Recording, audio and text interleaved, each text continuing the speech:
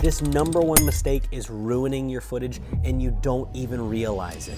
Now, getting the correct exposure is very important, but if you get flustered and there's a lot of chaos, you might get the correct exposure, but you haven't paid attention to your settings. If your shot is dark, you crank up your ISO really quick to make it brighter and click record. But you don't pay attention to the fact that your shutter speed is 2000 and you're cranking up your ISO for absolutely no reason and just adding grain to your image. The rule is that your shutter speed should be double your frame rate. So if you're shooting at 24 frames per second, your shutter speed should be at 148 or as close to that 150. If you're shooting at 60 frames per second, your shutter speed should be at 120. If you were paying attention, you would see that your shutter speed is cranked super high and your ISO is super high for no reason. So even if your image looks properly exposed, you still need to pay attention to all your settings or else you will end up with a worse image than you would have had. I hate to admit that I have done this before whenever I'm rushed and I'm focusing on the exposure of the overall image, but I'm not paying attention to the settings. So don't just pay attention to the exposure,